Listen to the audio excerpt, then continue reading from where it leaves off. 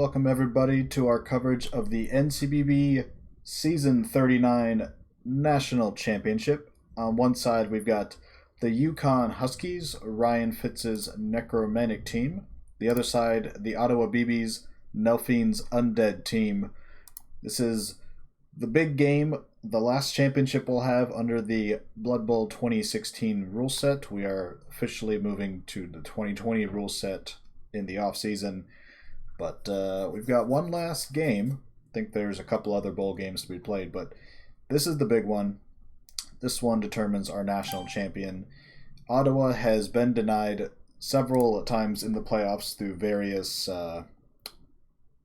various reasons and machinations. UConn has previous title experience back when they were in the league in days long gone, but here they are trying for eternal glory once again. They'll be on offense first in red on our left. Necromantic teams, obviously, 2 werewolves, 2 flesh golems, 2 whites, 2 ghouls, bunch of zombie chaff. Most of the zombie chaff will be used for fouling. A couple of them have block. Block Mighty Blow on both golems. Interesting that neither have guard. 1 white is a rookie, 1 white guard, Mighty Blow tackle. Of course, the big player is the Movement 9, Agility 4, Blodge, Mighty Blow, Werewolf, Marcus Barkus Icon. So, key player for UConn for sure. On the other side, Ottawa's got a very solid roster. Block Guard Zombie, couple Dirty Player Zombies. For some reason, he's got no experience whites. There was some jackass in his semifinal match that permed both of them. So we have 1 freshman white getting his feet wet in the biggest game of his life. We've got 1 inducement, 1 star player, Ivan the Animal Deathshroud, who also made an appearance in that semifinal matchup. Strength 4, block, disturbing presence, juggernaut, loner, regen, strip ball tackle. Very nice piece to have, especially when you don't have your whites, who, if I remember, were like guard tackle and like guard Mighty Blow tackle stand firm. Outstanding tools against the werewolf like Marcus. So Ivan's going to have some he's going to be the key player, I think, in addition to Super Ghoul Dan DeLuca. Strength 4, block, tackle, sidestep, diving tackle. Very annoying piece, especially if the opposition doesn't really have tackle. And that's one thing UConn doesn't have a lot of. They've got a single tackler, so I bet he's going to be a target for sure. Perfect defense. Very good for Ottawa to start the game. Get your zombies out of contact for the most part, especially with the 3 Mighty Blow players here. You can start marking up some zombies. Kind of befuddle the Huskies a little bit. Don't give them the opportunity to get an early man advantage. It's the first time in my memory that we've had an Undead final. We've got Undead and Necro here, both teams filled with zombies and patchwork together players and unlife and all these other unholy things, but certainly not the first time we've had Necro in the finals. And there's been one other Undead team that's done well in the league. That was Clemson. But Ottawa has obviously been a very powerful program for the past 5-6 years. They just haven't quite gotten over the hump.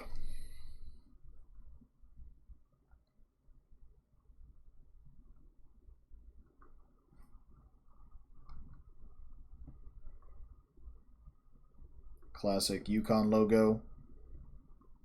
Wonderful Ottawa logo. We'll see how it goes. 3 rerolls, 4 rerolls. Neither team is very deep. We've got 2 zombie reserves for UConn, 1 for Ottawa. So any sort of removal is going to be important. Of course, both teams do have regeneration on almost every player. I guess literally every player except the ghouls. So if those guys go out, they're out. There's no Appos, there's no Igors, there's no Kegs, there's nothing.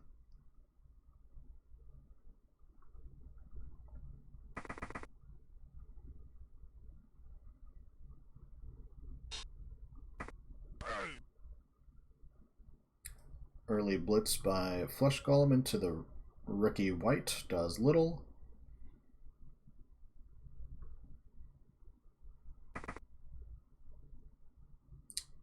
Interesting that Fitz moved a white over here.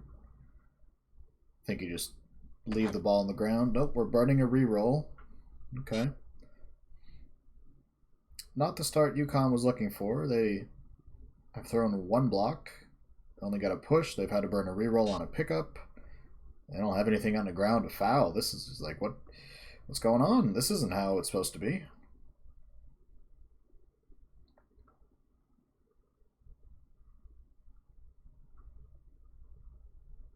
I wonder what the odds makers had this game at. What's the official line? That's the Rose Bowl Championship. Ah, yes. The Underground, in their Steam wisdom, put out a official line for the championship game: Ottawa versus opponent -0.5. So anybody, literally anybody, would have been favored against Ottawa apparently in this game because of the playoff Nelphine moniker. But Nelphine won his semifinal game in convincing fashion, and he's getting 1 die blocks thrown at him here. So maybe he's feeling pretty good about himself so far.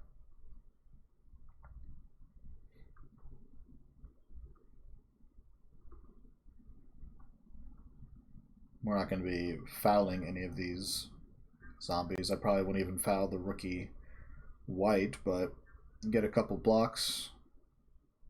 Can block down, create another block if you need to. You can block up. You got another 2 die here. Positioning is going to be important. You do have a... Oh, he's going for it.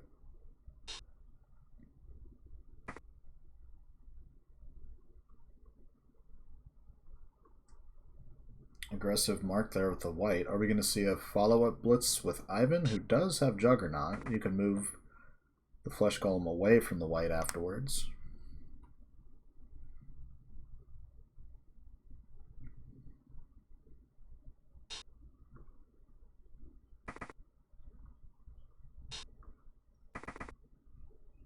Shielding off the ghouls. Smart. We have questioned Nelphine in the past about the ghouls. I think he said 4 previously, but he usually runs 3. There's our blitz. Juggernaut pushes Stand Firm away from the white for now. But the ghouls, I like this trio he's got. He's got the Star and Dan, strength 4, Blodge Step, Diving Tackle, Tackle. So he's your main ball carrier. He's also a good defensive piece. You've got the Assist Ghoul with Block Guard, Sidestep, Dodge. Then you've got the defensive Ghoul, Wrestle, Dodge, in Tony. A ghoul for every situation.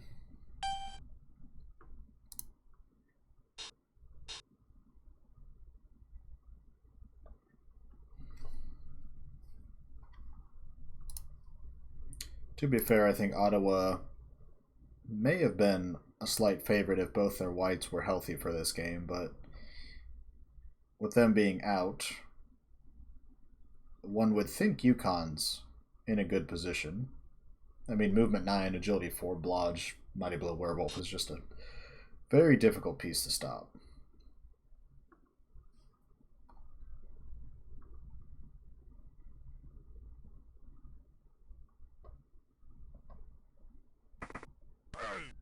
Blitzing the white again. This time we're knocking him down.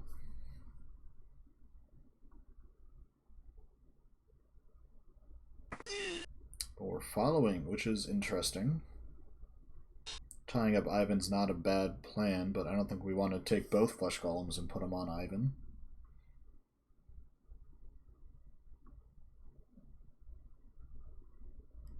It's going to be a while before UConn can start generating some good blocks, though. The perfect defense is really throwing them off. All these zombies are tied up. The white's doing little. UConn doesn't have a ton of guard. In fact, I think they just have 1 and is currently guarding the ball. But as Ryan Fitz does, he's not afraid to throw some 1-die blocks. And so far they're working.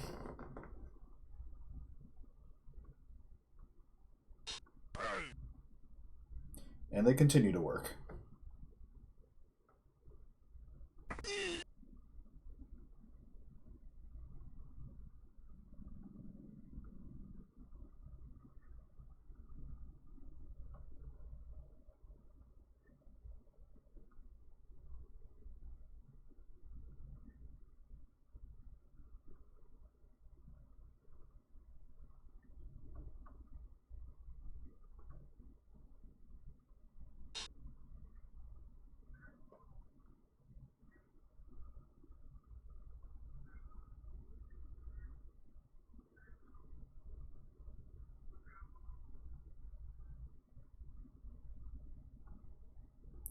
Where's the ball going to go?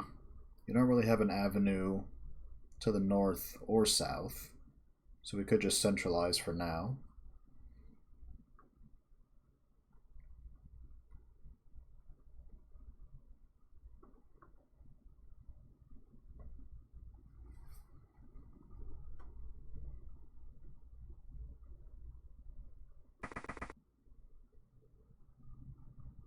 We go in sideline cage, or are we still just screening?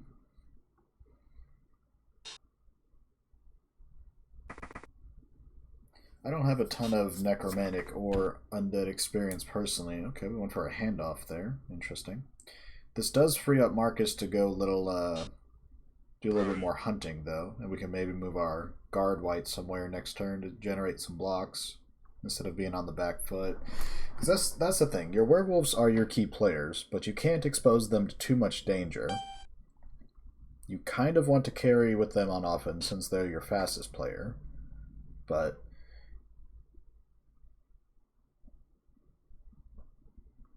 you still want to use them to blitz, especially when you have Mighty Blow Claw on this one. It's a conundrum. They're a bit like Witch Elves, to where you want to use them, but you have to use them carefully and effectively.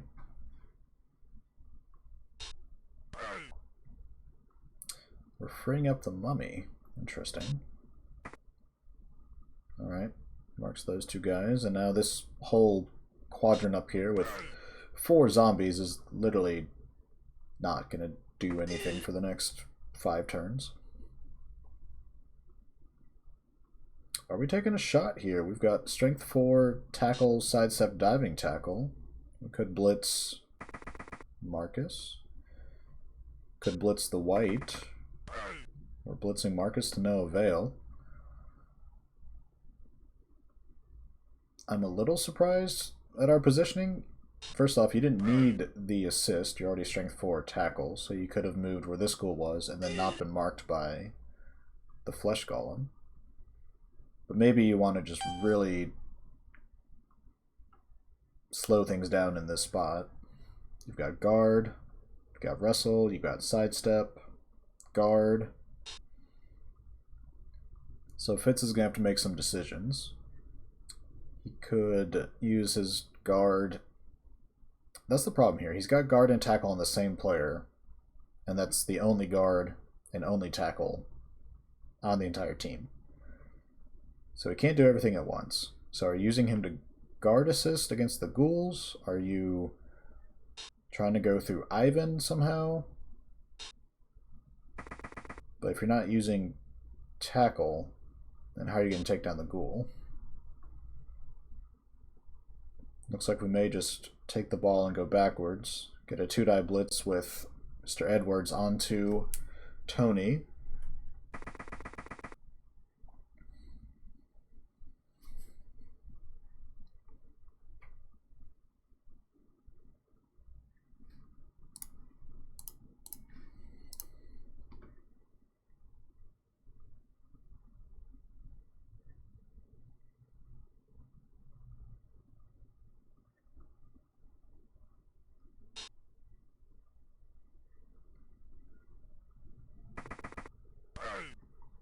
Coming in from the top, push him into the werewolf if necessary, but we are taking him down with tackle. And we don't really have a good block here for the flesh golem. Hmm.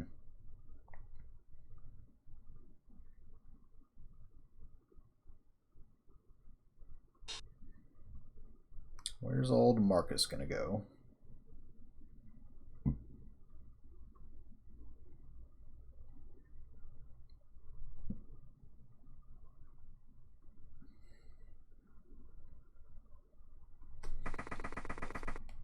He's going way up top. We're gonna generate some 2-die blocks on zombies, because that's gonna flip the board, apparently.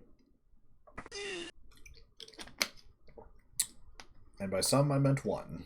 Because now we just have a 1-die on the follow-up.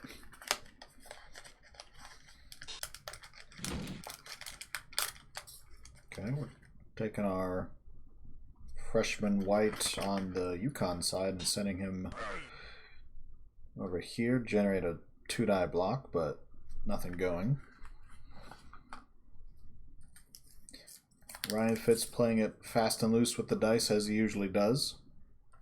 But when it works, it works.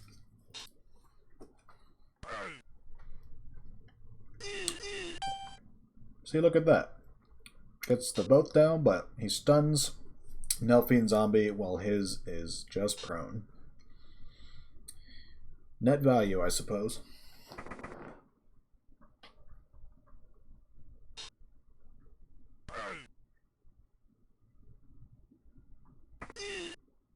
Still not a single removal from either side yet. It's still early, I suppose. No fouls have been thrown, but they will be. That's almost guaranteed.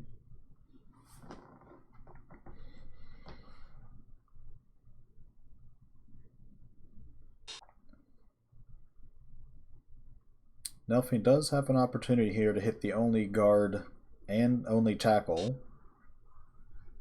Won't be able to hit him with Mighty Blow, it looks like, but still, AV8 can certainly break.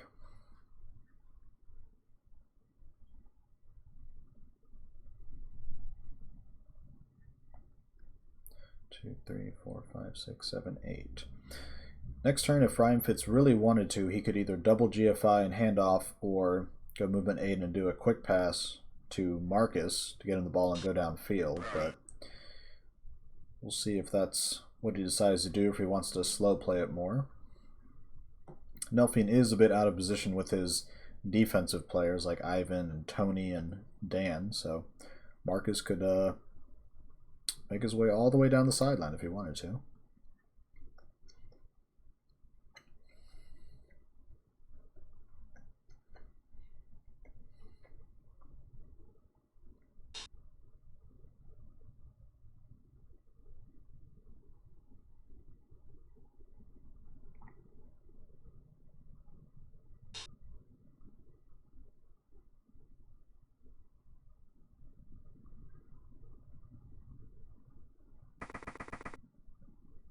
Okay, he's going to go Marcus. I don't think we've used our blitz yet, so are we blitzing with Dan? Oh, we're just going straight for Marcus. Okay. Risky. You had to dodge away from tackle to do it, but it worked.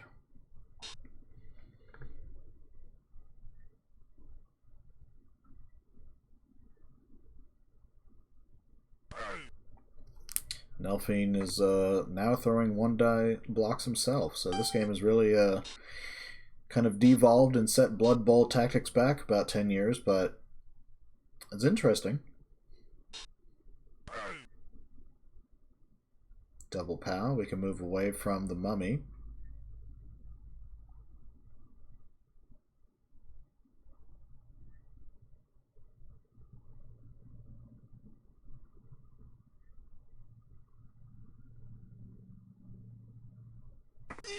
Okay. Then we get a follow-up 2-die on the zombie. And all of a sudden, Nelphine, his position is being compromised a little bit. Hasn't been able to press his advantage after the perfect defense. No removals. Doesn't really have the ball. I mean, it's kind of threatened right now with Ivan being there, but he's not dodging away on a 4.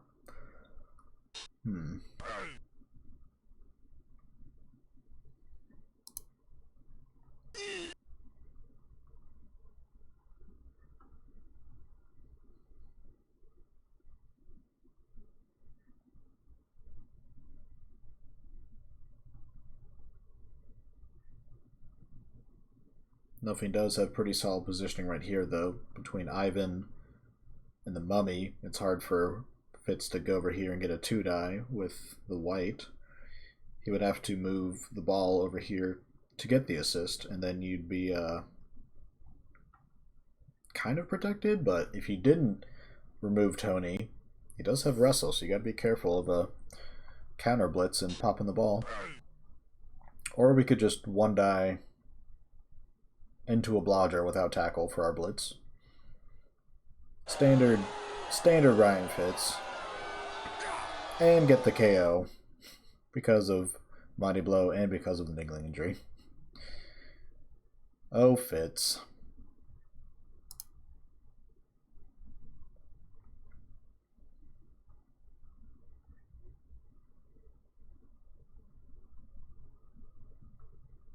Okay, the strength 4 agility, that makes sense based on his blitz previously.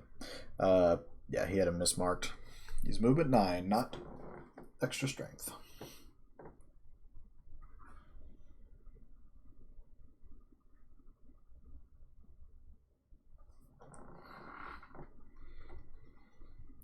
Where does Marcus Barkus go from here?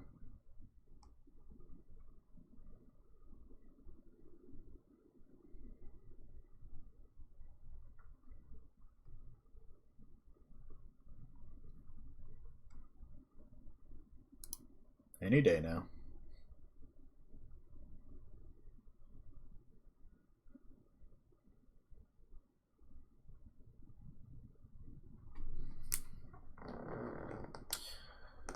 Come on, Fitz. You can do it.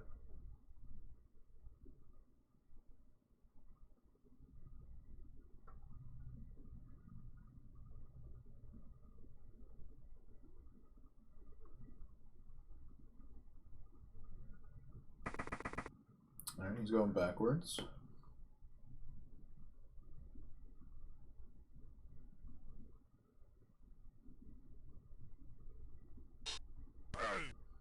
And then he gets a 1-die on another block. Gets a stun here. This is turning south for Nelphine. Lost a ghoul to a knockout. Lost another ghoul to a stun. Ryan Fitz taking a sweet time on offense, though. He's already used half of his offensive drive, and the ball is it's at his end zone, which is not exactly what you want. You want to be going towards your opponent's end zone because you want to, you know, score a touchdown.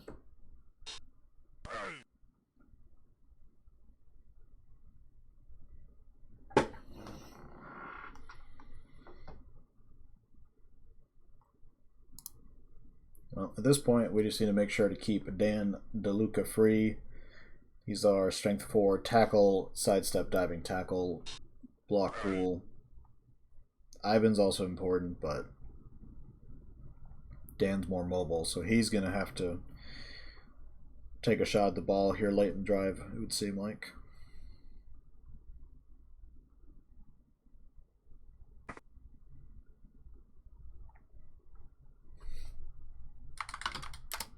Service in the game chat already eyeballing Dan DeLuca for a halfling of all things in the draft. I haven't watched the She Call Girls, his NBFL team this season, outside of maybe a half, but I'm just going to go ahead and guess that they need a lot more than a halfling to make that team work. Okay. Dan DeLuca, instead of being passive, is being aggressive. Hunting down Marcus with the 2-die blitz. Can't take him down, though. Well, takes him down, but can't take him out, rather.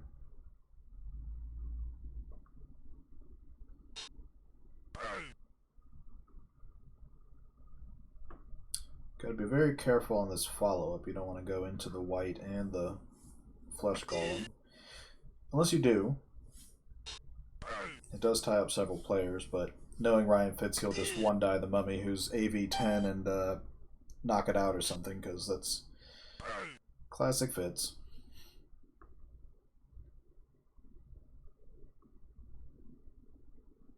See, maybe that's why Ryan Fitz doesn't throw 2-dies. They're clearly less effective than his 1-dies.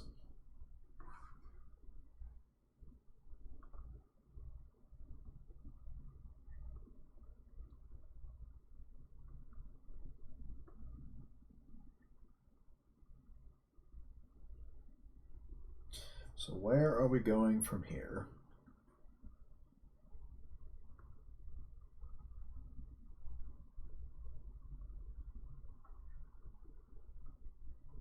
Ivan is tying up a ghoul and a zombie in the middle. The ball is... Are we going and providing an assist on Ivan? Yes, we are. Getting a 2-die block, God forbid.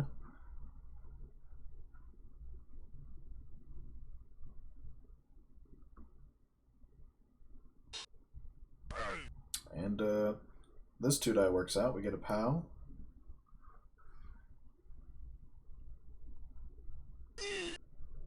No follow-up, though. Interesting.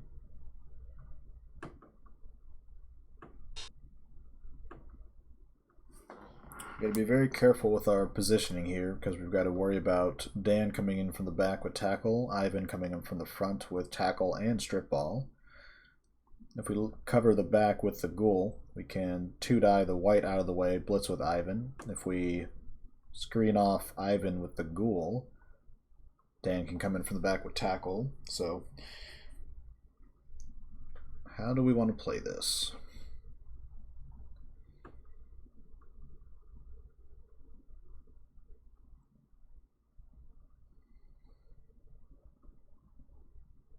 We could take the ghoul, put him here, which generates a 2-die. Oh, it doesn't because of guard. Okay. Well, I was going to say we could generate 2-die on the mummy, and then maybe free up the white or bring in the werewolf from the back on a dodge, but options.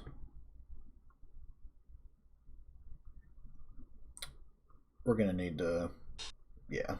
Marcus comes around. Diving tackle doesn't matter, apparently. Hey, a 1-die block that didn't work. So we re-roll it.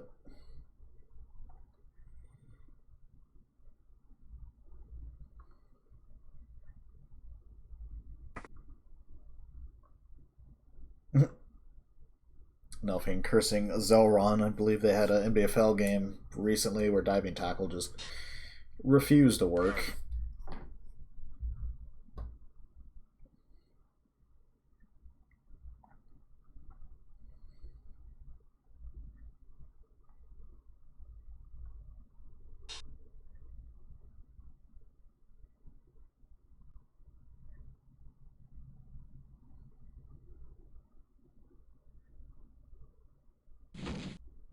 Ooh. Alright, we get the dodge. So now Ryan Fitz is in a decent spot. I think Nelfing's okay, though. He's only down 1 player. We can get Dan blitzing Marcus and tag the ball, or we could blitz with Ivan and tag the ball. I think that's what I would want. I want to take this block with the mummy, create a gap so we can move Dan to the middle, blitz with Ivan, tag the ball, block with the mummy, and potentially free up the ghoul so we don't have to try to dodge, although we can dodge if needed. We do have an extra zombie floating around over here if we want to move him to the middle too. Get a 2-die block, free up the other zombie. Okay. That's a huge regen though. Our first removal of the game, but not permanent. Not bad for a brand new white though.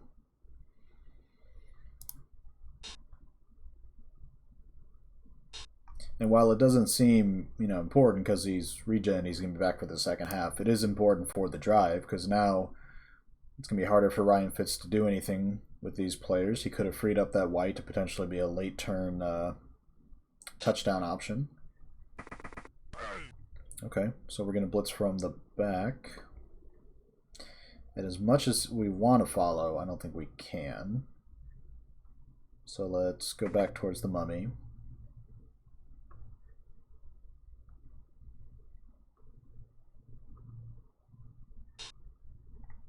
Let's do other things before throwing this block, please. He doesn't have block. Alright, this is a huge play. Now we can put the mummy... Okay, that's probably even better. Now it's even harder to block Dan. It's harder to go forward. That's fine.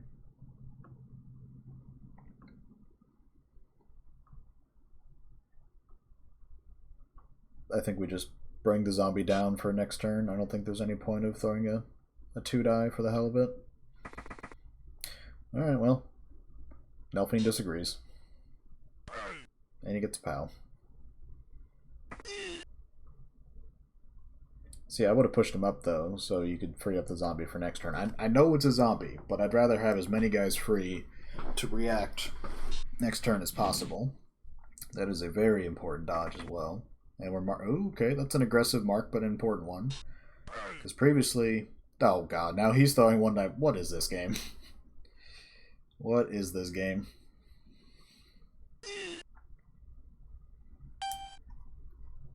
Okay. Previously, we were going to take 3 players and probably go through Ivan. Now Ryan Fitz is going to have to make some decisions.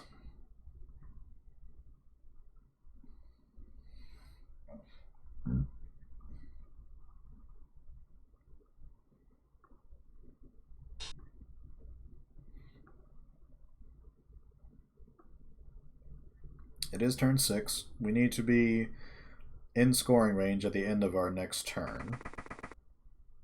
So we're generating a 2-die here. But not exactly the result he wanted. Uses the aggressive reroll to no avail. We're still being wrestled down. So now our guard and tackle is basically out of the drive.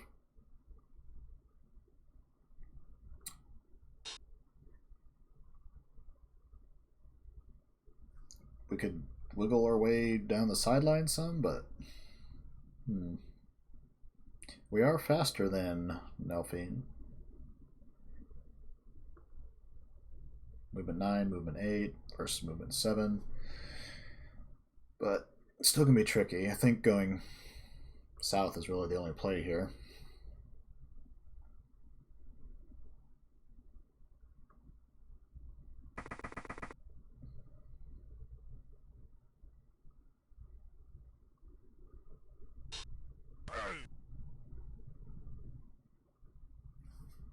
One die block not working there thanks to stand firm. And we're going to dodge and foul with a zombie. Okay, it didn't work though, but man.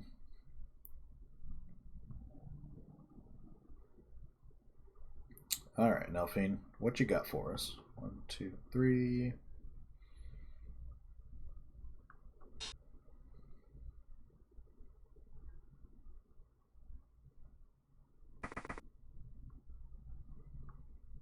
Ryan Fitz off to grab his customary whiskey, as per usual. Are we getting a shot on the ball here? Feels like it, but of course we start our turn without block. Although now we have a 2-die block here. If this is a knockdown, this could be huge. And it is.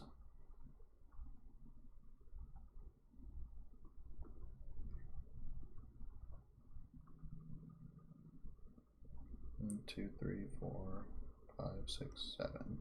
Alright, so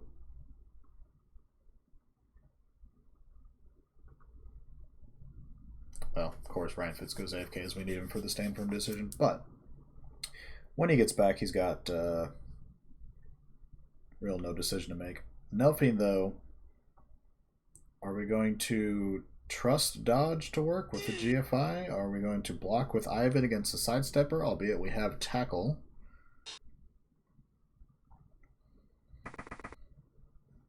Heroic zombie going back on defense. Okay, so Ivan not doing his job here. Sidestep will shield the ball. 1, 2, 3, 4, 5, 6, 7. Yeah, that's a tough call to make, where they're trusting a 3+ dodge to come around and hit the ball, or hoping that tackle works on a 2-die, but apparently 2-die blocks are not the strategy in this game.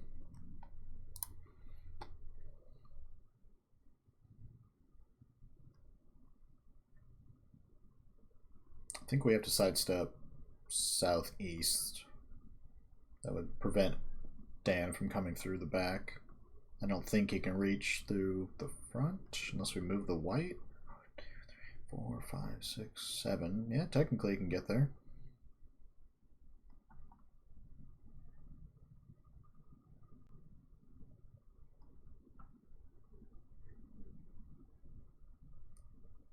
I was going to say, does Ryan Fitz know that he has a decision to make again?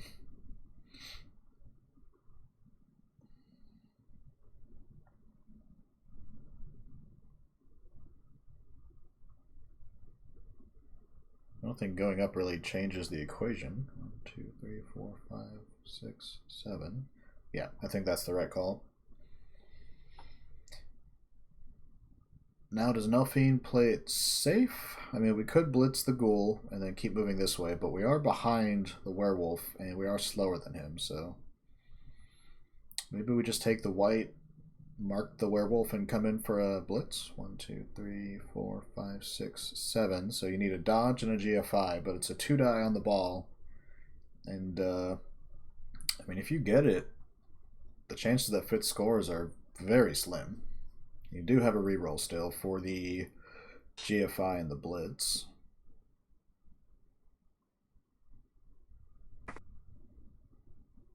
Okay, this makes me think we're not blitzing the ball.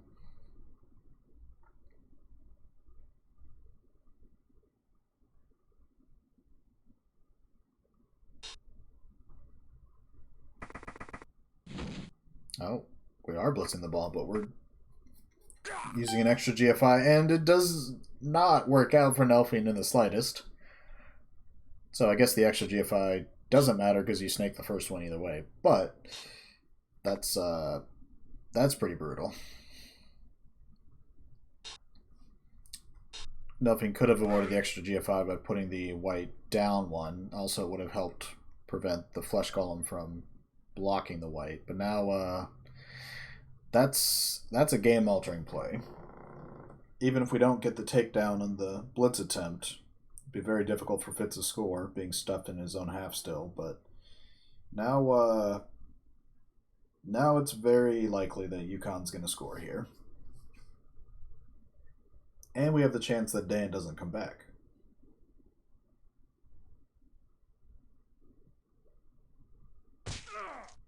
And neither does that guy.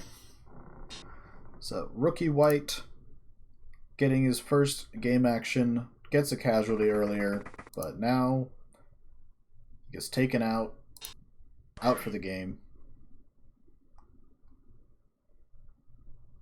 Now we're free up the other werewolf, mark the zombie, and we are pretty much, we're not marking the zombie. 1, 2, 3, 4, GFI, GFI. I mean, I think you had to mark the zombie, right? Can we get Ivan there? 1, 2, 3, 4, 5, 6, GFI, GFI. No. Yeah, he can't reach at all.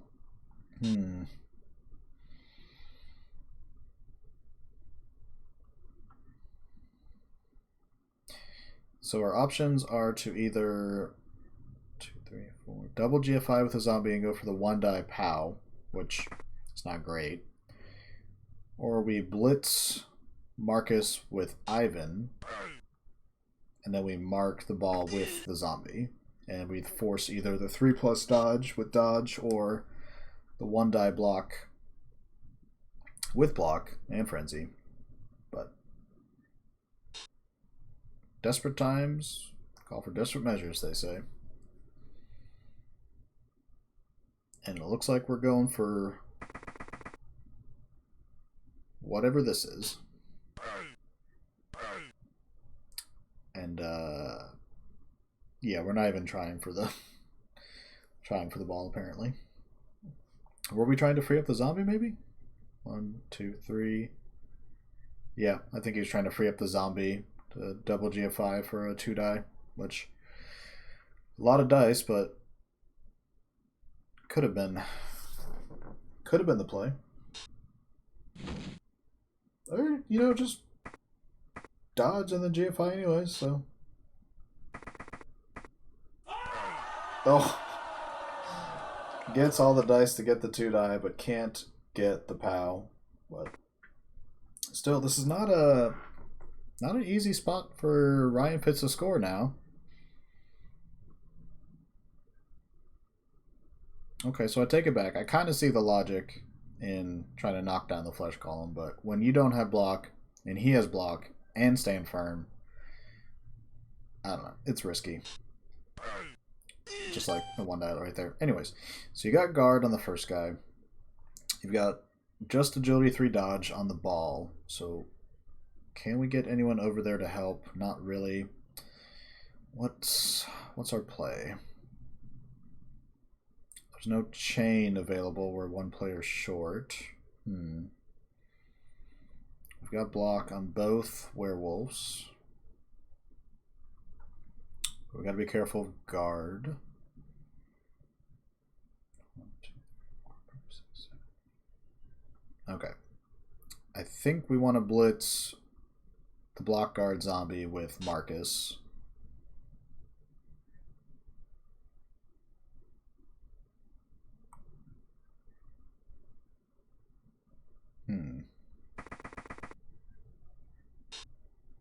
No, we're gonna go through this one, but now we force some dodges, and dodge comes to the rescue.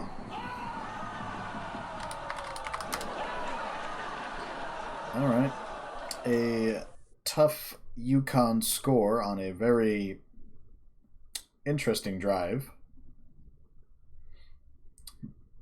Lindsay is still out. Dan does come back, though. Not likely going to see a one-turn score here by Ottawa. They do have movement 7. They do have some sidestep, but double stand firm makes it tough. Fitz could put a sidestepper to make it nigh impossible. And in fact, he's asking Nelphine how good he is at one-turn attempts. Nelphine, ever the gamesman, might force Ryan Fitz to put the sidestepping ghoul on the line, knowing that he is a juicy target.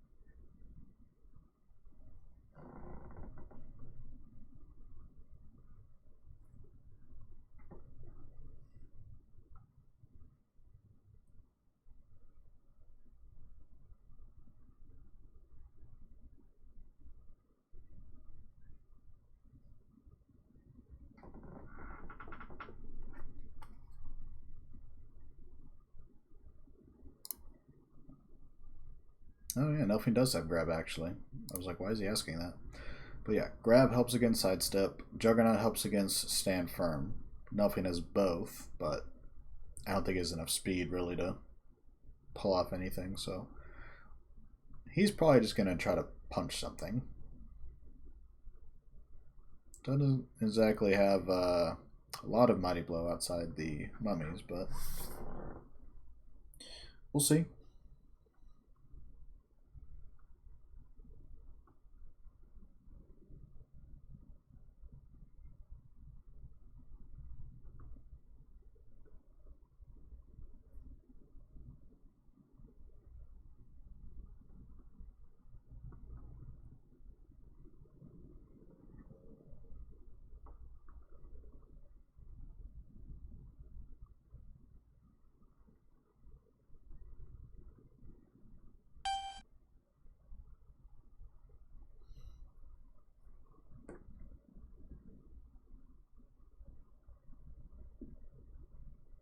Well, Astaflix will tell you a lot of things, but we don't have to take his word for it.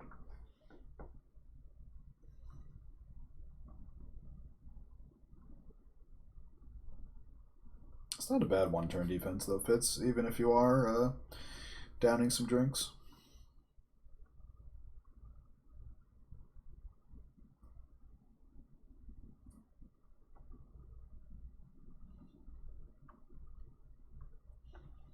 Movement 9, agility 5, stunting. Yeah, I mean that's a great equalizer in a lot of cases.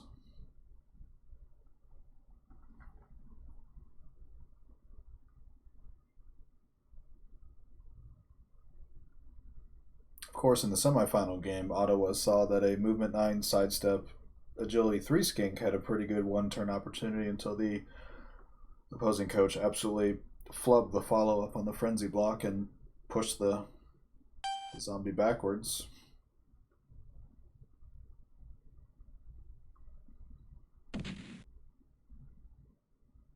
Both teams getting a reroll when it doesn't matter, so the reroll thing could be important going into the second half. Ottawa only runs 3 for God knows what reason.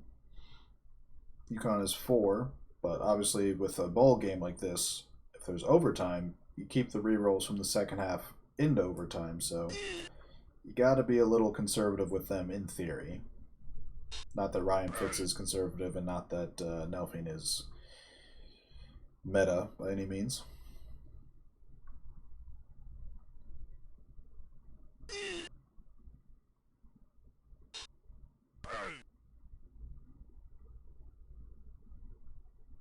Nelfing going the damage route here as he doesn't have a realistic shot at a one turn. Can he take out this ghoul? No, we cannot. We still have a possible foul.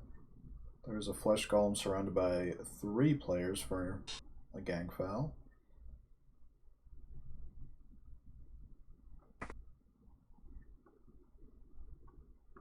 We're getting a blitz at the bottom. Try to take out anything at this point.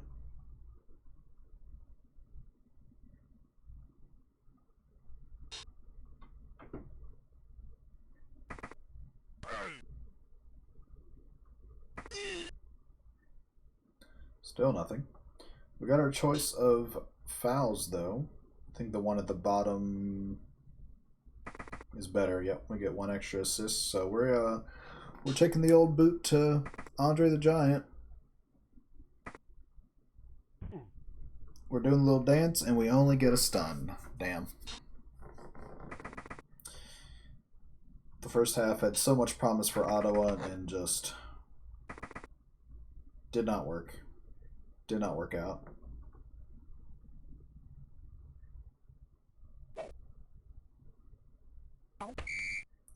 Alright, that's it for the first half. We've got Lindsey Vaughn still staying out, the guard sidestep block ghoul, making the job much harder for Ottawa, but certainly not out of it.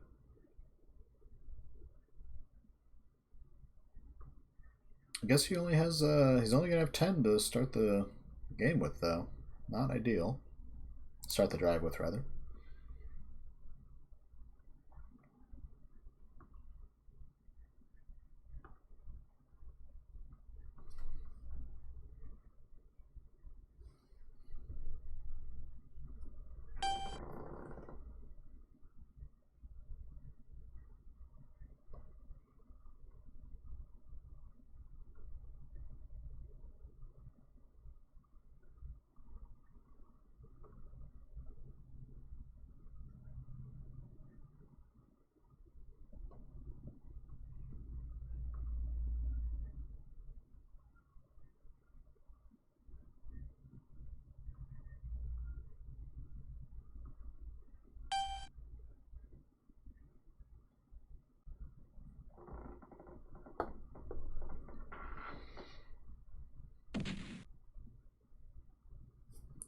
Alright, here's our kick.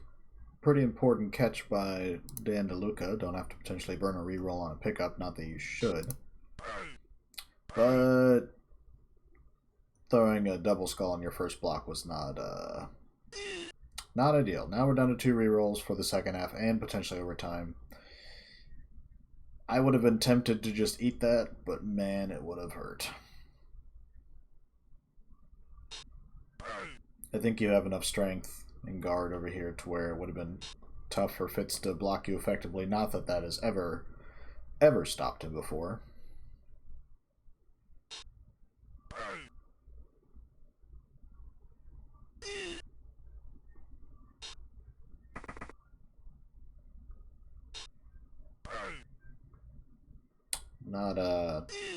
Not the start for the second half that Ottawa wanted.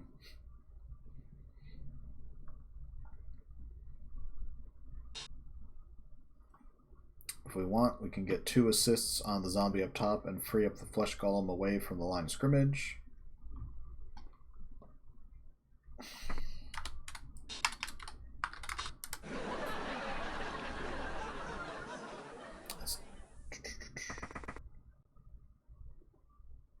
UConn does have the +1 advantage right now. Can they maximize it? Will they overextend?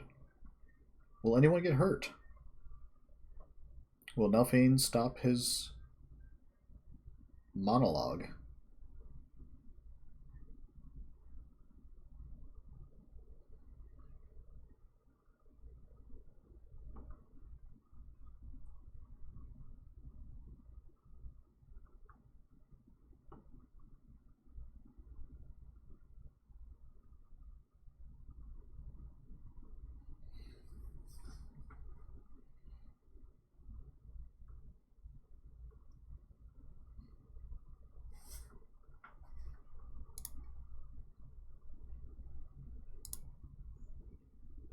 It's like the NBFL game between Tijuana and Kansas City Cows is kicking off.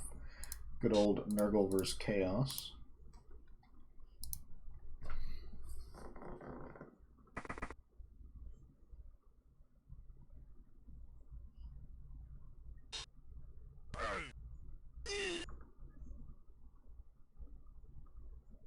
I would have liked if the Flesh Golem had blocked backwards and moved away from the line of scrimmage. Force the mummy to GFI or just stand there, but you are clogging up quite a few pieces there. And with that zombie being there, we can get a werewolf blitz on him with Claw Mighty Blow and fall back to safety.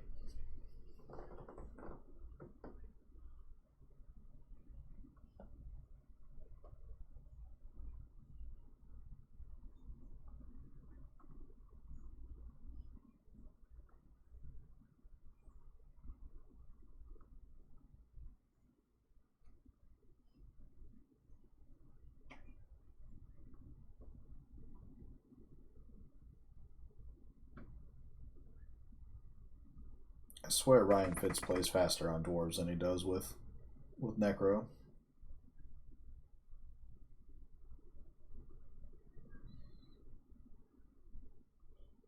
I don't know if Nelphine's trying to bait Ryan Fitz into doing something even crazier than normal, but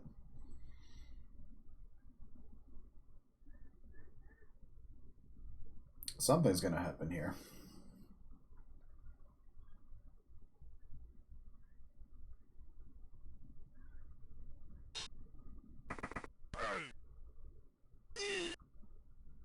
Okay, our blitz doesn't do a whole lot.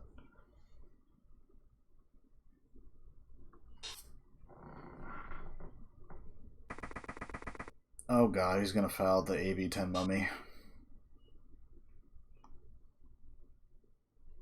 Yeah, yes he is. I would have lost my shit if that had been a removal. And I'm not even playing.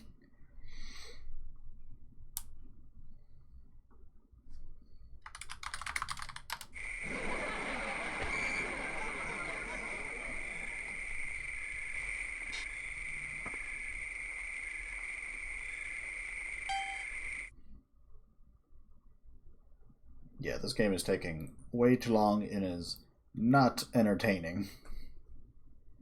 There's almost no blood on the field. There's no tactical genius at play. There's just a bunch of insanity. And it's not even entertaining insanity. It's just ridiculousness.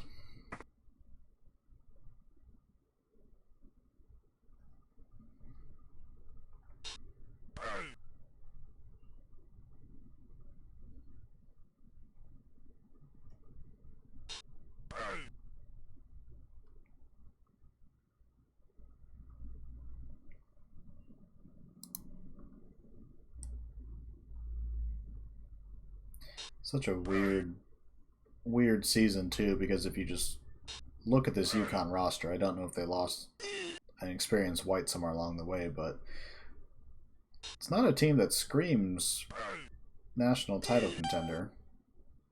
You've got obviously the Great Werewolf, but you don't have guard on either golem. You've got one tackle on your team, no sidestep. I don't think any of the zombies even have dirty player. They have a couple blocks, so I don't know what Fitz is doing there. But UConn's made it this far, and they're looking to finish it off.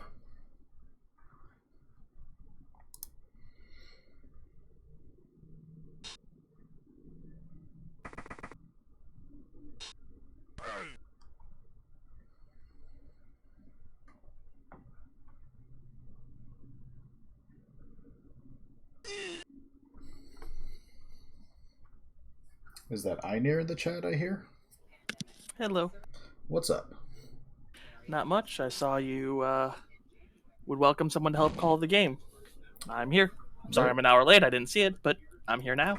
There's a game going on, I guess. It's been an interesting one, and now we're getting a long distance blitz on the ball. And Jesus Christ, Ryan Fitz. Jesus Christ, Ryan Fitz.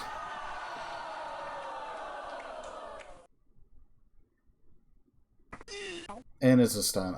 Oh my god. Well, I mean, having seen him play, he really does embody the go for it all mentality. I remember describing his play with the Dwarves in the NBFL. He's got, I think it's better now, but he started like last season with 4 guard, and just nothing about his team screamed like effective Dwarf play. But the way Ryan Fitz plays Blood Bowl, it's how in baseball it used to be, like, you know, bunting and singles and doubles and stuff were good, getting on base, blah blah blah. Yeah, Baltimore chop. Ryan Fitz said, "Nah, I'm just swinging for the fences every single time," and God forbid when it works, it works. It's ridiculous. I mean, to my recollection, he has 2 national titles, if I remember correctly. That sounds correct. I know he beat Mizzou for 1 and somebody for another. I'm sure I can. I know they're older, but I mean, a national title is a national title. It's true. There's another injury, another regeneration. It's a little late.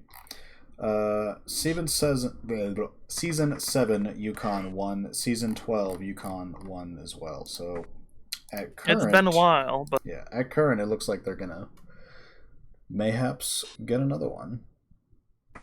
Oh god, he's gonna be insufferable. Is he not already? It's gonna be worse. Well, he's either got a 2-die with Marcus. I'm sorry, does it say foul action with the werewolf? Oh, he's gonna score with him. He just does that. 1, 2, 3, 4, 5, 6, 7. Oh. Teased. We are teased. Yeah. Well, 2-0 now in the favor of UConn. There is still time, but it would take a small. It's very tough because for an miracle. undead team, for an undead team to make that run. Yeah. You'd have 5 turns. Especially missing a ghoul. And well, the white's not a big loss necessarily, but damn. Well, let's get a sideline cage with a 2-turn touchdown and pray, I guess. I'm not even sure we can do a sideline cage effectively. We're so damn slow, and then there's the werewolves with frenzy. Yeah. I mean this in the nicest way possible, but I mean, haven't we all kind of expected this? Doesn't Ottawa usually trip at the finish line? And I mean that in the nicest way possible. He gets a lot farther than Navy does, but for the past handful of seasons, he gets there and then... Yeah. Bleh. Yeah, that's pretty much what has happened. He's, Nelfine has been given the moniker that he obviously does not want, of playoff Nelfine. And, did we just have a pitch invasion where literally nothing happened? Looks like. Wow. Basically, he has always come up short in the playoffs, usually very early. So, NCBB, NBFL, I don't know about other leagues, but Yeah. historically has not done well. He did win at least one game in the NBFL playoffs last season. He won the semifinal against me previously here. But yeah, this game has not gone well. So he's closer to so he's not, early 2000s San Diego where they'd get the one game and be done. It's closer to God, I'm trying to think of a team. Baltimore maybe get one game but then I mean, the Ravens won a Super Bowl in 2012, but sure. Well, I'm trying to think of any other teams that would, get to the playoffs and then The Cowboys, there you go. Joke's on us. Cowboys playoffs? Sometimes. What kind of shenanigans are you talking about? I mean, literally their last season and lost to the Niners because we're absolute dog crap. But hey, hey, still better than being the Bears. Take it this way. At least the Bears are in a competitive division, not whatever you call the NFC East. Have you seen your division? You have literally the second worst franchise in the league in your division, in the Lions. No, I thought you were going to say the Green Bay Packers. Well, no one likes them so much. Yeah. Overrated team. But, yeah, not like the Vikings have been hot shit for a while either. We're getting a foul? Well, gotta try something, I guess. Blitzing the zombie. Now we're setting up a free block on Ivan. Well, I would say at least from the perspective of team building, you'd rather have him block the star than your build players, wouldn't you? Right, but I don't think you needed a follow there. If you had just put Ivan below the ghoul, it would have been much harder for him to blitz because he literally has one guard player. And now that he was exposed to the one Mighty Blow tackle player, he just gets instantly removed. So, oh, hey, if you watch this back on replay, Fitz, you offered rivalry to me. I accepted it. There is no backing out of it. Yeah, I don't. He's trying to back out on a rivalry declaration. I don't think he's too worried. I think he still, got a little bit of a bug that one of the seasons he had national title hopes, Navy knocked him down when he was ranked number 1. That's saying about blind squirrels, I guess. Yeah, I think that might have been the season I beat you in the bowl game. No, that was season 5. It was the first season after the reboot. Yeah, you had your veteran Kemry team, and I had a young Lizard team that I swear didn't have a single player with block still going to the bowl game. It was such a slog back in the old rule set to try to skill them up. 4 was sloggy. That's why I'm a little worried about 2020. Back to random MVPs. Yeah, oof. That's the change I hate the most. Oof. Everything else I'm relatively okay with. I mean, the stars have their issues and whatnot, but random MVPs really hurts Lizards, who are my favorite, so...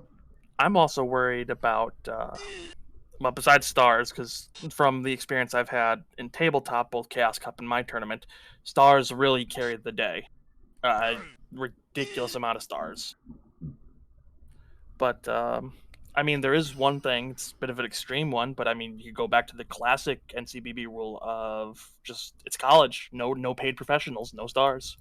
It makes sense because it's hard to justify it from a fluff perspective, why star players even show up in our games, but it's just so necessary for large TV gaps. Like, if Navy goes into a game at like 1,300 against, UCon who's 1,800, you can only get so many bribes and Igors and kegs, and it probably wouldn't make a difference. And so the stars would give you like a fighting chance in theory. The funny thing about that, I would actually switch it up. I would allow wizards because it's a college. There are wizard colleges, but I would get rid of the stars, which I think current rules, yes stars, no wizards. Correct. I don't know. I understand you could fluff wizards like the home field advantage kind of thing or the underdog aspect, but wizards are just so powerful. And elves in particular already have so many built-in advantages in this league. Do we need lower TV elves getting wizards? Not really. I would say something along the lines of any of or like that. It's only allowed for home teams that are underdogs or something like that. Like put a cap on it so you're not having, Oregon going, oh whoops, I fired a line elf and now I'm an underdog. No, I don't know. We've never had like a home away designation, and it seems like a lot of extra admin work. So it's True. sometimes you just got to keep it simple. Nothing perfect, Yeah, but there's no perfect solution, unfortunately. All right, that's a good stun. We can score next turn and give ourselves 2 turns. You'd have to I'm worried get a he left. blitz or something. I don't. Are they listening? Because he seems to be responding. Because I was gonna say there seems to be an opening there. Yeah, but you got a strength 4 ball carrier, so surely Ryan Fitz wouldn't try anything crazy. I don't think Delphine had the resources to fully cover the gap, so. Of course he couldn't. Stop calling him Shirley. Fair enough. Okay, we're gonna blitz here. We're gonna mark the ball, make it hard for Delphine to score, but. Well, jeez. Ugh. Ooh, that's gotta hurt. I think we still have to score next turn. So we've got grab on the mummy. We move the ghoul out the way. It depends what happens with the ghoul, but we could either dodge or blitz with Dan. If we blitz, we have to follow because we're at max range. Not necessarily. We do have the zombie here who can blitz. Yeah, that's what I was thinking. Okay, so I think we're gonna have to throw a block with Ivan, then block with the mummy, and then after that we can. I don't even think you need to block with Ivan. I think you do because if you blitz with Eli, you have to come from his right, so underneath your ghoul. But if you get a push, you're blocking your path. Maybe. Well, we'll see. It depends if you do the mummy first, because if you do the mummy onto the ghoul, I mean, it's still gonna be a dodge. Yeah. Well, not if we. Yeah, that part, I think that makes it all moot. But yeah, now we can block the ghoul. Even if we get a push, it's fine. We follow with the mummy. We blitz with the zombie. Push the white down. Maybe hurt him. Maybe, and then we make our run in double GFI. I'm always wary for that because there's been too many times I've tried to do something with the star player and it's bit me in the ass. Yeah, I just had my NBFL game turn.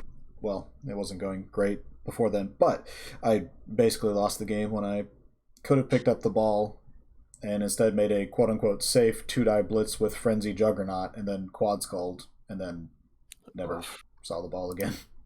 Did I see the ball again? No, he scored and then it just went south. But okay, so we're going to blitz. We have to follow. Okay, we get an injury and we get the dodge. Do we get the GFIs? We got one. We don't get the second one. We do get the second one with the reroll. So the game not technically over. 2-1.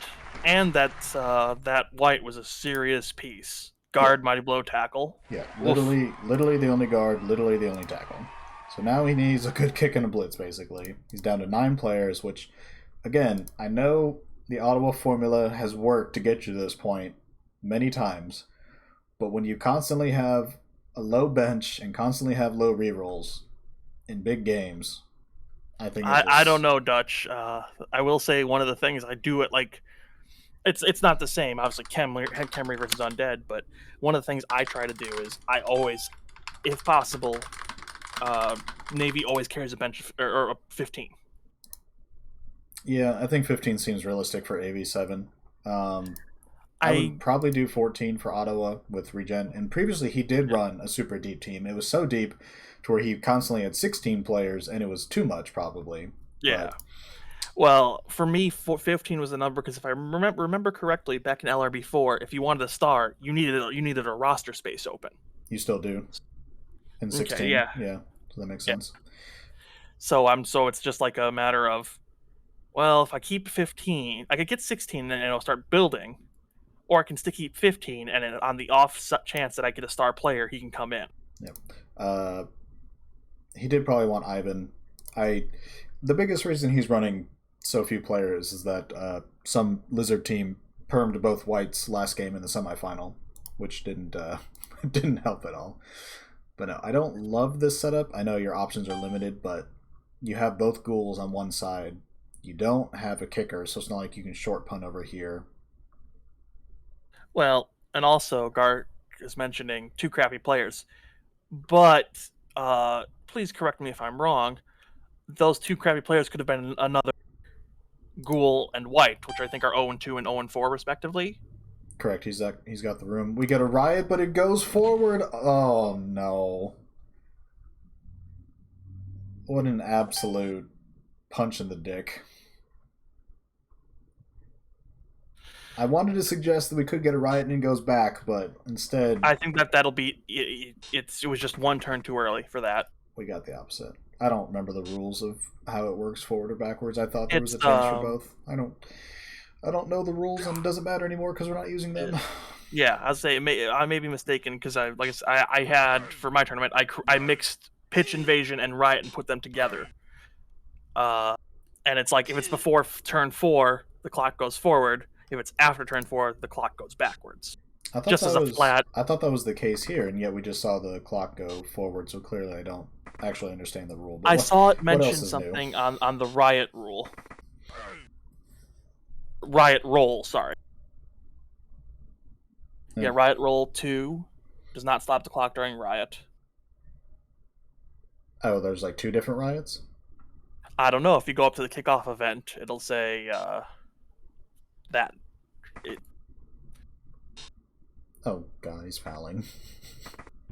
Well, it's Fitz. Of course he's fouling. He hasn't fouled once all game, I think. Let me check. Okay, he has before somewhere. I just forgot at this point. Yeah, this has been a brutal showing for Ottawa. He was in a pretty strong position there for a while, and then it just all collapsed on him. And that's one of the other things, going back to Stars. In 2016, I believe is what we're still using till the end of this season. Yep. Stars are good. Not as good as 20, but just on my personal experience, I've never really felt that Stars are... and this is mostly in 2016, keep that in mind. I've never really felt that Stars are the game breakers. But maybe that's because I'm playing Khemri and I don't really get a game breaker necessarily. Game breaker Stars, yeah. I mean, Ramtud's very good. But it's so expensive. I would disagree. He's super expensive. Yeah. He's strength 6 and that's nice, but it's let me pull it up just to make sure, but it's you're getting a strength 6 loner. He doesn't have block. I think he has Juggernaut.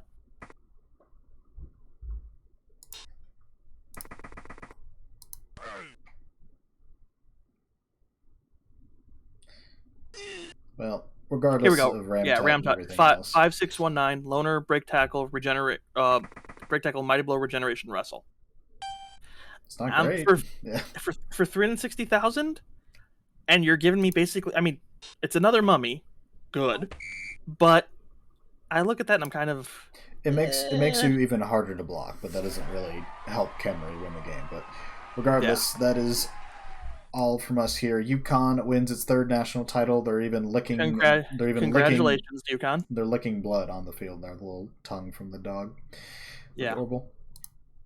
All right, congratulations, Ryan Fitz. Nelphine, you were close, but not quite yet again. I'm sure you'll eventually get over the hump. It was not Ottawa's night, but it is what it is, I suppose. I'm making an early prediction here. We go to 2020. He gets to the playoffs, wins, and then he gets that monkey off his back. Wait, he's switching to monkeys? What? No. All right. Thank you, everybody, for watching now. And in the future, we're coming to you next season with Blood Bowl 2020 rules and details to follow. We'll figure it out in the next couple weeks. So take care, everybody. Stop recording.